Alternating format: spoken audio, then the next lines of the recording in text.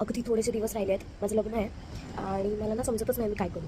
म्हणजे as a business woman मला माझा बिझनेस भारी चालला आहे, ॲक्च्युली भारी चालला आहे. मला ऑर्डर्स येत आहेत आणि मला कळत नाही आहे की मी त्या कशा ऑर्डर्स घेऊ.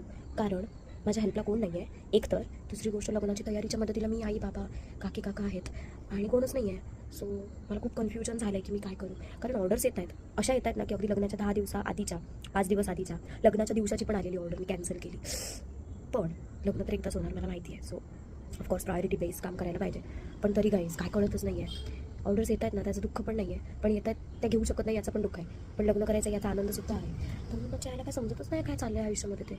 त्याशिवाय कामं मला कळत नाहीत मी काय करू.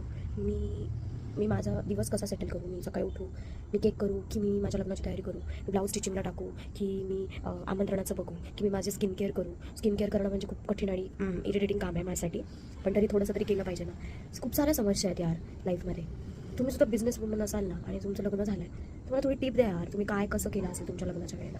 मला सगळं असं फ्रस्ट्रेट व्हायला होतं कधी कधी रात्रीची झोप उडते आणि मी अशी होते की 1 महिना राहिला लग्नाला. ओ माय गॉड, लग्न करायचं आहे, मी लग्न करते आहे. सिरियसली भीती पण वाटते जाम. मी आता कधी पण झोपते कधी पण उठते. आता 3 तास झोपून उठली. आता संध्याकाळचे 6 वाजले आहेत, 6:30, आणि मी ती 2 वाजता झोपलेली, जेवली पण नव्हती आणि मी उठली डायरेक्ट 5:30 वाजता.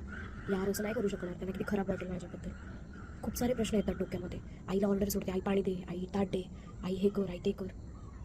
खूप घाणेरड्या सवयी आहेत माझ्या. आई मला केकच्यासाठी मदत करते. माझी सासू चांगली आहे, ती पण मला मदत करेल, पण तरी ती तिचं बघणार की माझं बघणार, कारण ती सुद्धा बिझनेस वुमन आहे.